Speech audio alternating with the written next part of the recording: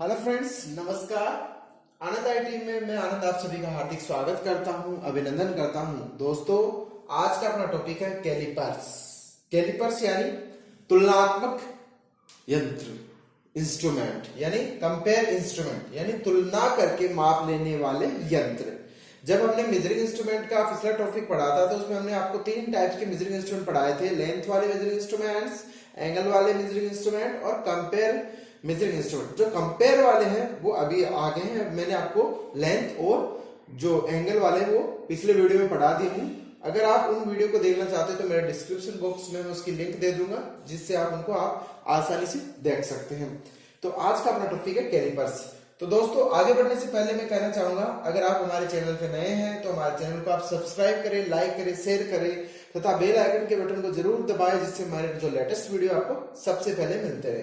तो चलो शुरू करते हैं आज का टॉपिक्स, कैलिपर्स।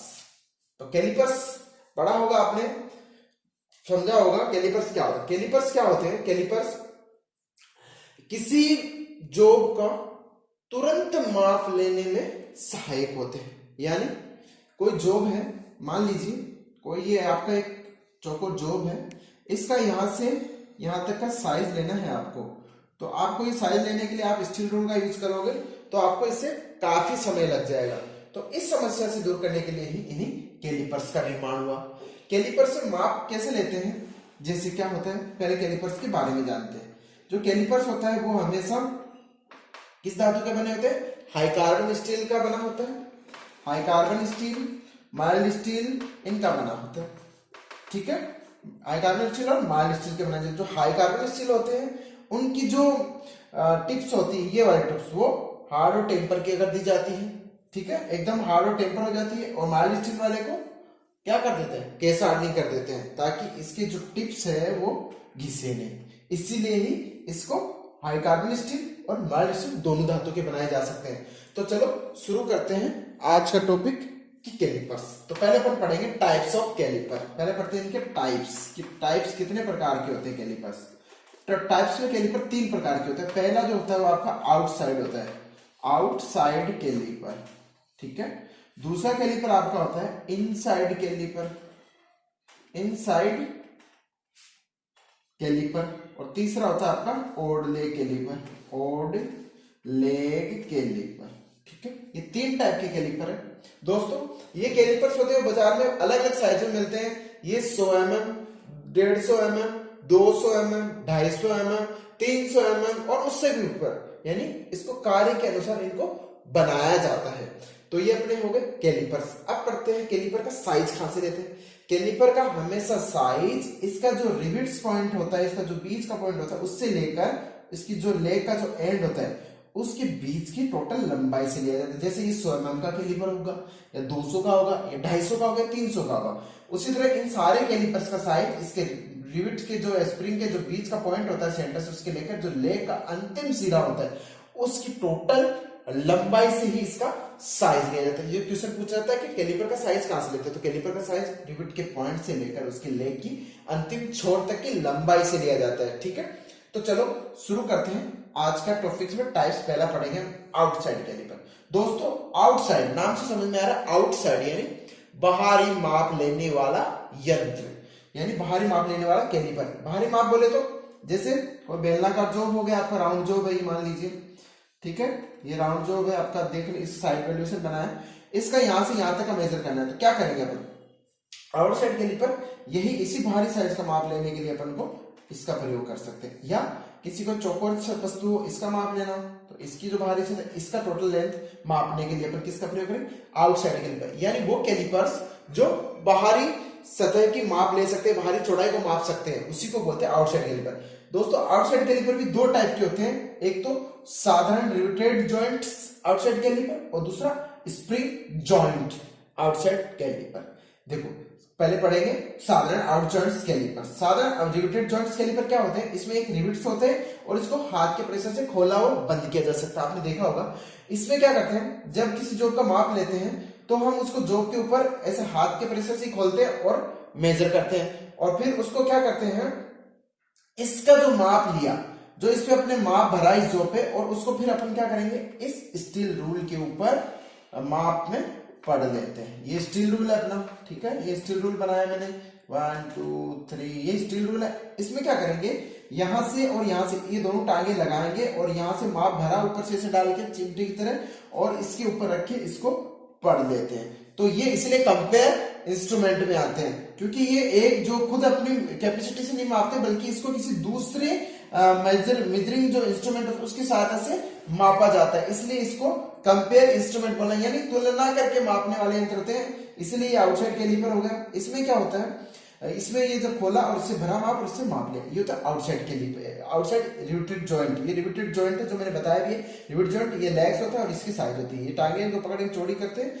और यहाँ पे इसमें बाहरी साइज के सतह पे लगाते हैं और उसको प्रेस करके दबा के और फिर दूसरी स्टील रोल पे उसको माप लेते हैं। तो वो हो गया अपना आउटसाइड रिवेटेड जॉइंट कैलिपर। फिर दूसरा होता है, इसी का सुधरा हुआ रूप होता है spring joint caliper. Spring joint caliper क्या होता है, जो आपने देखा होगा, इसमें क्या होता है, यहाँ पे एक रिंग स्प्रिंग बनी होती है जो मैंने दिखाया है और यहाँ पे रिंग का पॉइंट होता है और यहाँ पे एक एडजस्टिंग स्क्रू नट लगा रहता है।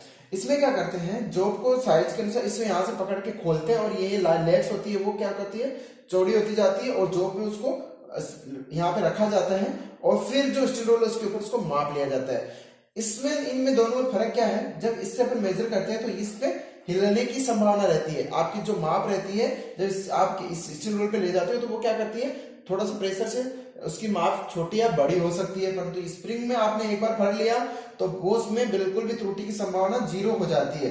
तो इससे आप बार बार एक ही बार में जो मापे, बार बार आपको मापने की आवश्यकता नहीं, तुरंत तुरंत सब जो हो कि आप तुरंत मेजर कर सकते हैं। तो रिवेट जॉइंट और स्प्रिंग जॉइंट में यही अंतर होता है कि ये एक्यूरेसी में माप सकता है और ये थोड़ा सा इसमें त्रुटि होने की संभावना रहती है, इसलिए इसका सुधरा रूप outside spring joint outside caliper बनाया गया। तो ये हो गया अपना आउटसाइड कैलिपर, ठीक है, यानी बाहरी माप लेने वाला यंत्र, ठीक है। इसमें देखो इसके पार्ट्स, ये रिंग स्प्रिंग लगी और इसका साइज भी सेम लेते हैं। अब होता है आपका इनसाइड कैलिपर। इनसाइड कैलिपर क्या होता है, इनसाइड कैलिपर वो कैलिपर होता है जो किसी अंदरूनी स्लॉट की चौड़ाई मापने का काम आता हो या किसी होल की चौड़ाई मापने का काम आता हो। जैसे कोई जॉब बना है मान लीजिए यहाँ पे आपका और इसमें एक होल बना है, इस होल की मान लो आपको अंदरूनी चौड़ाई मापनी है, ये वाली चौड़ाई, तो आप कैसे किस कैलिपर से मापो, आउटसाइड कैलिपर तो यहाँ लगा नहीं सकते। ये क्या करते हैं, इस कैलिपर की सहायता से इसमें क्या करते हैं, इसको बंद करते हैं और इसमें इस होल में डालते हैं और फिर निकाल के स्टील रोल पे उसका मेजर कर लेते हैं। तो अपन इसका होल का साइज बताते हैं। या किसी जॉब के ऊपर मान लीजिए स्लॉट कटा है, ये स्लॉट एक कटा हुआ है, इस पे मान लीजिए ये स्लॉट, इस स्लॉट की मान लो आपको चौड़ाई मापनी है तो भी आप आउटसाइड कैलिपर का यूज करोगे, इनसाइड कैलिपर का। दोनों में मुख्य फर्क आपको नजर दिख रहा होगा, जो आउटसाइड कैलिपर उसकी टांगे क्या अंदर की ओर मुड़ी हुई रहती है और जो इनसाइड कैलिपर रहता है उसकी टांगे हमेशा बाहर की ओर मुड़ी हुई रहती है। सेम ही चीज होती है, सेम ही धातु के बने होते हैं, सेम ही लंबाई ली जाती है सबकी, परंतु काम क्या है, ये बाहरी माप लेता है और ये अंदरूनी माप लेने के काम आता है, ठीक है। ये बाहरी माप भर के स्टील रूल से मेजर करते हैं, इससे अंदरूनी माप लेके स्टील रूल के ऊपर मेजर किया जाता है। सेम ही चीज है, बस टांगों का फर्क होता है, इसकी लेग्स का फर्क होता है कि इनकी लेग्स किस ओर मुड़ी हुई है, ठीक है। तो देखने में इस पहचान लोगे कि इसकी टांगे अंदर मुड़ी है तो ये क्या होगा, आउटसाइड कैलिपर, और इनकी टांगे अगर लेग्स बाहर की ओर मुड़ी हुई तो ये होगा इनसाइड कैलिपर, ठीक है। ये इसमें भी वही है, इसमें भी यहाँ पे क्या बनना होता है, एक वो स्क्रू लगा रहता है और यहाँ पे भी सेम वो सिस्टम रहता है, कोई ज्यादा फर्क नहीं है। यहाँ पे भी आप इसको एक नट स्क्रू के माध्यम से कस लेते हैं और ये भी वही काम करता है सेम जो ये कैलिपर काम करता है, ठीक है। ये हो गया अपना इनसाइड कैलिपर। ये भी दो प्रकार के थे, रिवेटेड जॉइंट वाले और स्प्रिंग जॉइंट वाले, ठीक है। आगे समझ में। अब आता है ओड लेग कैलिपर। तीसरा कैलिपर है ओड लेग। ओड लेग यानी मुड़ी हुई टांग वाला, यानी एक ऐसा कैलिपर जिसकी एक टांग अंदर की ओर मुड़ी हुई हो। आप इस चित्र में देख सकते हो, ये जो कैलिपर है उसकी टांग एक तो बिल्कुल सीधी रहती है स्क्राइबर की तरफ नुकीली, और दूसरी टांग क्या होती है, अंदर की ओर मुड़ी हुई होती है, इसलिए इसका नाम पड़ा ओड लेग, यानी मुड़ी हुई टांग वाला कैलिपर, इसलिए इसको ओड लेग कैलिपर बोलते हैं। ओड लेग कैलिपर का दूसरे दो नाम और भी होते हैं, एक तो हर्मोफ्राइडेड कैलिपर और दूसरा जेनी कैलिपर। इसके दो नाम दूसरे भी हैं, एक तो होता है हर्मोफ्राइड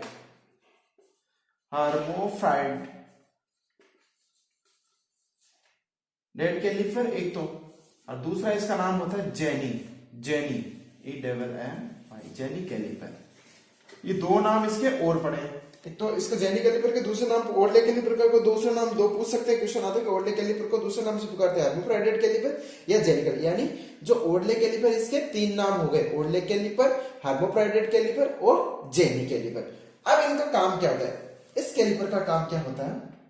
मान लीजिए कोई ये चौको जोब है, आपको इस पे पैरेलल लाइन खींचनी है, तो आप क्या करोगे, जो इसकी जो मुड़ी हुई टांग है वहां इसकी साइड वाली सतह पे टिकाओगे और इस कैलिपर को यहाँ तो एक लाइन यहाँ पे खींच लोगे, फिर दूसरी फिर माप लोगे, फिर दूसरी यहाँ पैरेलल लाइन खींचने में पहली काम आ रही है इसकी, यानी समानांतर लाइन खींच सकते हैं इसके माध्यम से। यहाँ टांग टच की और एक तरह से ये एक बार खींची, फिर मोड़ा दो बार, फिर तीन बार, इस तरह पैरेलल लाइन खींच सकते हैं। दूसरा क्या करते हैं, एक गोल जो होता है उसका अपन सेंटर निकाल सकते हैं। सेंटर कैसे निकालते हैं? ये कोई गोल छड़ है, रोड है, उसके ऊपर इसका जो मुड़ा हुआ टांग है वो यहाँ टच करेंगे, एक बार यहाँ से लाइन खींचेंगे, फिर ये मुड़ी हुई टांग यहाँ टच करेंगे, फिर यहाँ से लाइन खींचेंगे, फिर ये मुड़ी हुई टांग यहाँ टच करेंगे और एक यहाँ से लाइन खींच देंगे। तो इस तरह करते करते क्या होगा, इसका सेंटर निकल आएगा। तो ये जो इसका सेंटर होगा वो गोल जोक का सेंटर निकाल सकते हैं, पैरेलल लाइन खींच सकते हैं। तो यही सारे काम होते हैं इसके हार्मोफ्राइडेट कैलिपर के। ठीक है, ये तीन अपन ने यहाँ पे कैलिपर पढ़े हैं। पहला आउटसाइड कैलिपर, दूसरा इनसाइड कैलिपर, तीसरा ओडले कैलिपर। ठीक है, समझ में आया? ओडले कैलिपर में ये जो टांग मुड़ी हुई होती है ये एक तरफ से रहती है, बाकी दूसरी टांग नुकली रहती है, बाकी इन दोनों में दोनों टांगे आज सेम काम के अनुसार मुड़ी हुई रहती है। तो इस तरह आज हमने पढ़ा कैलिपर्स के बारे में। ठीक है, एक कैलिपर्स ओडले कैलिपर में आजकल एक नया भी उसका मॉडिफिकेशन कर दिया है। उसमें क्या होता है, ये जो कैलिपर्स होता है उसमें ये टांग बिल्कुल ऐसी सीधी रहती है, बिल्कुल लगभग ऐसी सीधी बनाई, परंतु यहाँ पे क्या करते हैं, एक स्लोट टाइप का बना देते हैं। अब इसका काम क्या होगा, किसी अंदरूनी झिरी में, यानी मान लीजिए यहाँ पे एक झिरी है, ठीक है, इस झिरी के अंदर को लाइन खींचनी हो तो ये क्या करेंगे, जो ये टांग है पूरी इसमें टिकाएंगे और इस पे ये टिक जाएगा और अंदर लाइन खींचने काम आती है। आजकल ऐसा कैलिपर भी आने लगा है, ओडले कैलिपर का सुधरा हुआ रूप है। तो वो हो गए अपने ये कैलिपर्स के पूरी डिटेल्स। तो हमने तीन पढ़े, outside caliper, inside caliper, oddleg caliper. इसको हमेशा हाइकार्बन स्टील का बनाया जाता है। ठीक है, और इसका साइज हमेशा कहां से लेते हैं, रिबिट के सेंटर से लेके एंड तक। तो दोस्तों आज के टॉपिक में इतना ही। अगर हमारा आपको टॉपिक पसंद आया तो आप इसे लाइक करें, शेयर करें, तो सब्सक्राइब करें। साथ ही अगर आपकी कोई क्वेरी हो तो आप हमें कमेंट्स के माध्यम से भी लिख सकते हैं। और अगर आपने अभी तक हमारे चैनल को सब्सक्राइब नहीं किया तो आप इसे सब्सक्राइब कर लें ताकि मेरे लेटेस्ट वीडियो आपको मिलते रहे। तो आज के लिए इतना ही, धन्यवाद, मिलते हैं नेक्स्ट वीडियो में।